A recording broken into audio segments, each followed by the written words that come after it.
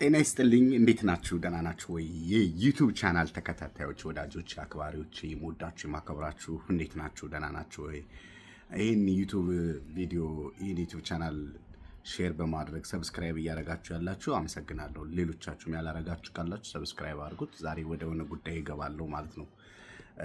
የብዙዎቻችሁ አሁን ጭንቀት ወይም ደግሞ የብዙዎቻችሁ ሰላም ማጣት ወይም ደግሞ እንቅልፍ የማጣት ችግር ብዬ ከወሰንኩትና ካሰብኩት ነገር ላካፍላችሁ ብዬ ነው። አንደኛው ይሄ የገንዘባችሁ ጉዳይ ነው። ባንክ ኢትዮጵያ ውስጥ ያለ የባንክ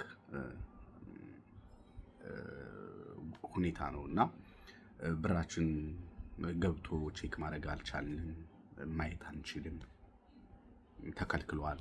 በዛ ላይ ደግሞ አንዳንዶቻችሁ በፎርጅድ መታወቂያ የባንክ ቡክ አውጥታችሁ የመጣችሁ አላችሁ።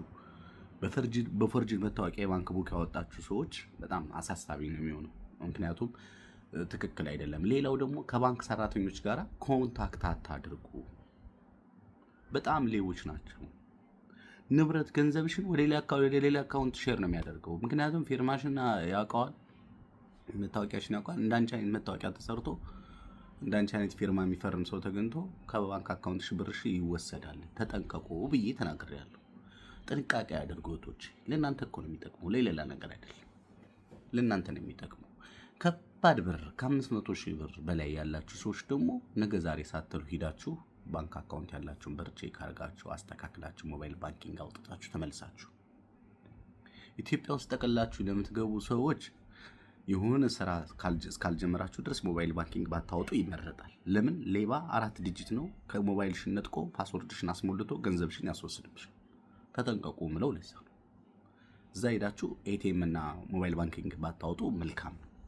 ነገሩን እስክታውቁት አገሩን እስክትለምዱት ድረስ የራሳችሁ የሆነ ነገር እስኪኖራችሁ ድረስ የተስተካከለ መስመር እስክትይዙ ድረስ በጣም ከባድ የሌቦች ራት እንዳትሆኑ ነው። ሌላው መጨነቅ እኮ መፍትሄ አያመጣም። የሆነ ነገር አሁን ለምሳሌ ስለ ብርሽ አይደለም የምትጨነቀው፣ ስለተጨነቅሽ ብሩ መስመር ይይዛል ብለሽ የምታስቢ ከሆነ መስመር አይይዝም። የሆነ ነገር ለማድረግ ስትፈልጉ ለምሳሌ በባሎቻችሁ ጉዳይ ላይ ችግር ያለባችሁ፣ በቤተሰቦቻችሁ ጋር ችግር ያለባችሁ፣ በህይወታችሁ ላይ ችግር ያለባችሁ፣ በብሮቻችሁ ላይ ችግር ያለባችሁ፣ በጤናችሁ ላይ ችግር ያለባችሁ፣ ያንን ችግር በመጨነቅ ልትፈቱት አትችሉ። ልትፈቱት የምትችሉት በመፍትሄ ነው። ባንክ አካውንታችሁ ያለውን ብር ከዚህ ሆናችሁ ከምትጨናነቁ አሰሪዎቻችሁን አስፈቅዱና ተነስታችሁ ሄዳችሁ በራችሁን ቼክ አድርጋችሁ አስተካክላችሁ መምጣት፣ ከዛ ተረጋጋላችሁ። በወንድሞቻችሁ፣ በአጎቶቻችሁ፣ በእናታችሁ፣ በአባታችሁ ስም ወይ በዘመድ በጓደኛ ስም ደግሞ እያስገባችሁ ያላችሁ ሰዎች ትደውሉላቸውና ባንክ ስቴትመንት እንፈልጋለን፣ እኔ ባንክ ስቴትመንት እፈልጋለሁ፣ እዚህ ለሆነ ፕሮሰስ ፈልጌው ነው፣ ብሩን በሬ ምን ሁኔታ ላይ እንዳለ ማወቅ ስለምፈልግ ባንክ ስቴትመንት ላኩልኝ በሏቸው። ባንክ ስቴትመንት አስመጡና ባንክ ስቴትመንት ላይ ብራችሁ ምን ያህል ሁኔታ ላይ እንዳለ፣ ምን ያህል ደረጃ ላይ እንዳለ፣ የትኛው የገባ የትኛው የወጣ፣ የትኛው በመቼ ቀን እንደገባ ታውቁታላችሁ። ያን ትረጋጋላችሁ። ይሄንም አድርጉ። ቀላል እኮ ነው። ይሄን ማድረግ በጣም ቀላል። ይሄን ማድረግ በጣም ቀላል። ይሄን አድርጉ። ሌላው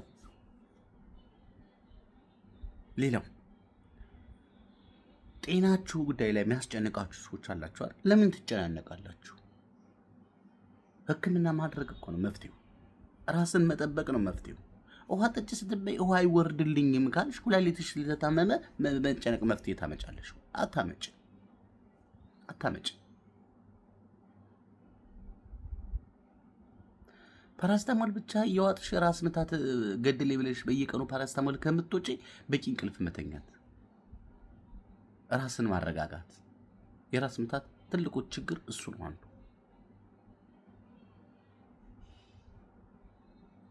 መፍትሄ መፈለግ፣ ለሁሉም ነገር የመፍትሄ ባለቤት መሆን ነው ያለባችሁ እንጂ የጭንቀት ባለቤት መሆን የለባችሁ።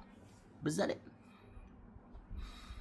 ጭንቀታችሁ ሲብስ ጓደኛ ደግሞ ታማክሩና እነሱ ደግሞ ሌላ ጣጣ፣ ሌላ ችግር ውስጥ፣ ሌላ ጭንቀት ውስጥ፣ ሌላ ፈተና ውስጥ ከተዋችሁ ቁጭ ነው የሚሉት። ይህንም ማሰብ አለባችሁ። ነግሬያችኋለሁ። ለሁሉም ነገር መፍትሄ የሌለው ነገር የለም። እግዚአብሔር ችግር ሲመጣ የችግር መፍትሄ ባለቤት እግዚአብሔር ነው። መፍትሄ አለው።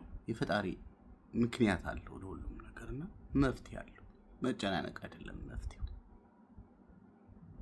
ሰው የከፈተውን ለመክፈት፣ ሰው የለበሰውን ለመልበስ፣ ሰው ያደረገውን ነገር ለማድረግ፣ ሰው የበላውን ለመብላት የምትሯሯጡ ሰዎች ደግሞ ትበላላችሁ፣ ችግር ውስጥ ትገባላችሁ። እናንተ በህይወታችሁ ውስጥ የእናንተ የሚባል ነገር ነገ አይኖራችሁ። በራሳችሁ መወሰን ያማረሽን እንጂ መብላት ያለብሽ ሰው የበላውን አይደለም መብላት ያለብሽ።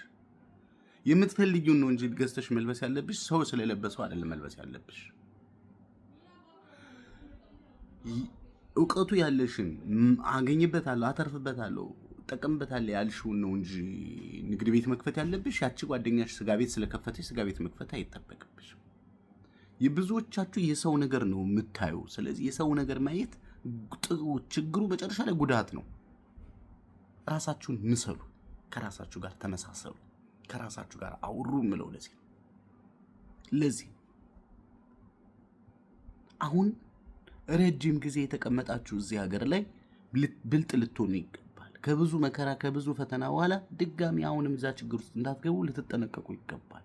መደንገጥ አያስፈልግም፣ መፍራት አያስፈልግም፣ ተስፋ መቁረጥ አያስፈልግም። ለምንድን ነው ተስፋ? ህይወት ትቀጥላለች። እስካላችሁ ድረስ መፍጨርጨርና መታገልና ከዛ ቦታ ወጣችሁ የራሳችሁ የሆነ ነገር፣ የራሳችሁ ትዳር፣ የራሳችሁ የጤና ተቋም፣ የራሳችሁ ህይወት፣ የራሳችሁ ንግድ፣ የራሳችሁ ሀሳብ እንዲኖራችሁ ከመታገል ውጪ ተስፋ መቁረጥ አያስፈልግም። ተስፋ አትቆርጡ። ተስፋ ቆርጦ ህይወቱን ያስተካከለ ሰው የለም። አልቅሶ አዝኖ ህይወቱን ያስተካከለ የለም። ብዙዎች አይታችኋል። ደና ባል ደና ትዳር ያላቸው ሰዎች ሲጀመር አንድ ነገር ንገራችሁ። ትዳር ከሌላችሁ፣ ትዳር ኑሯችሁ ባላችሁ የሚያግዛችሁ ከሆነ ነው ቤት መስራት ያለባችሁ እንጂ ትዳር ሳይኖራችሁ ቤት ሰርታችሁ ቤቱ ሲያልቅ ትዳር አግብታችሁ እናንተ በዛ በቤቱ ለማሰራት የፈጃችሁት ጊዜና የጤና እክል ምክንያት ሞታችሁ ያን ያስገባሽው ሰውዬ ሌላ ሚስት እንዲያገባበት አትፍቀጅበት። ይሄ እኮ ነው ችግራችሁ። ልጅ ነሽ፣ ሌላ የሚያሳስብሽ ነገር አለ። ገንዘብሽን ያሽና ህይወትሽን አስተካክይና የራስሽን ስራ ሀገር ላይ ሰርተሽ ከዛ በኋላ የመጣው ባል አብሮ ተጋግዞ ቤት መስራት ነው እንጂ ያለብሽ ቤት መከራሽን 15 ዓመት ቤት ሰርተሽ በ40 ዓመትሽ ሄደሽ ባላግብተሽ ወይ የሆነ ኩላሊትሽ ወይ የሆነ ፌል ሲያደርግ ደግሞ ትሞችና እሱ ለቅሶ ከቀበርሽ በኋላ ተመልሰሽ አንቺ ሞተሽ እሱ ተመልሶ ወደ አንቺን ቀብሮ መጥቶ በሳምንቱና በወሩና በ3 ወሩ ትዳር ይይዝበታል፣ ያገባበታል። ቁጭ ብሎ አይጠብቅሽም፣ ከሞት አይጠብቅሽም። ከአረብ ሀገር ጠብቆሻል ቤት እየሰራሽለት ስለሆነ። ራሳችሁን መጠበቅ ተቻሉ። ለማን ነው ቤቱን የምትሰሩት? ለራሳችሁ አይደል? ለራሳችሁ ከሆነ ከራሳችሁ በላይ ንፋስ ለራስህ ከሆነ ቤቱን የምትሰሪው ጤናሽን መጠበቅ አለብሽ። ያ ቤት እኮ ሰላም ልታገኝበት፣ እረፍት ልታገኝበት እንጂ ጤናሽን በሽተኛ ሆነሽ በሽታሽን ልታስተምኝበት አይደለም። መከራ ያይሻለሽ። የብዙዎቻችሁ ድክመት፣ የብዙዎቻችሁ ስቃይና መከራ የሚጀምረው ከራሳችሁ ነው። ከዛ ተረጋጉ። የሆነ ነገር በሚዲያ ስትሰማ አትደንግጡ። የሆነ ነገር ስታስቡ መደንገጥ አይደለም የሚያስፈልገው። መፍትሄው ምንድነው? ምን ላደርግ እችላለሁ ብለሽ ተረጋግተሽ ስታስቢ መፍትሄ አለ። መፍትሄ የሌለው ችግር በዚህ ምድር ላይ የለም የምለው ለዛ መፍትሄ አለ። መፍትሄውን ታገኛለሽ። ይሄን ለነገራችሁን የመጣሁት። ይሄን ቻናል ሰብስክራይብ አድርጉት፣ ላይክ አድርጉት፣ ሼር አድርጉላቸው ለእህቶቻችን። ንግሪያችኋለሁ። ቤተሰቦቻችሁ ስም አካውንት የከፈታችሁ ሰዎች ደውሉና ስቴትመንት አምጡ በሏቸው። ስቴትመንት ላኩልን፣ በፎቶ በዋትስአፕ ላኩልን በሉ። ብር እየላካችሁላቸው አይደለ? ይሄን ማድረግን ካቃታቸው የሆነ ችግር አለ ማለት ነው። ስቴትመንት የማያመጣልሽ ሰው ካለ፣ ሰው ወንድምሽ በአካውንት ከፍቶ ስቴትመንት አልሰጠኝ አሉ ካለሽ፣ አጎትሽ አልሰጥም አሉኝ ካለሽ ሌላ ችግር አለ ማለት ነው። ስለዚህ ተነስተሽ ሄደሽ ነገሮችን አስተካክል። እያልሽ እዚያ ሰው ሀገር ላይ ጨልሽና አብደሽ እንዳትቀር። ማምጣት ካለባቸው ስቴትመንት ማምጣት አለባቸው። በስማችሁ ያወጣችሁ ሰዎች ደግሞና በጣም ስጋት የበዛባችሁ ካላችሁና ከሚሊዮን ከ500 ሺህ ብር በላይ ያላችሁ ደግሞ ተነሱና ሄዱና አስተካክላችሁ መስመር አስይዛችሁ ሞባይል ባንኪንጋችሁን አውጥታችሁ ኑ። ሞባይል ባንኪንግ አወጣችሁ ማለት ከዚህ ሆናችሁ ለቤተሰብ የሚያስፈልገውን መጠን መላክ ትችላላችሁ። ብራችሁ ሲገባ እናንተ ጋር ሲገባ ይታያል በዛ ሞባይል ባንኪንግ። እንደዛ ማድረግ ትችላላችሁ። ወዳችኋለሁ፣ አከብራችኋለሁ። እርግጠኛ ነኝ ይህንን ቪዲዮ የሰማችሁ ሁሉ ለእህቶቻችሁ ሼር ታደርጉላችኋላችሁ ብዬ አምናለሁ። ሰላማችሁ ይብዛልኝ። መልካም በዓል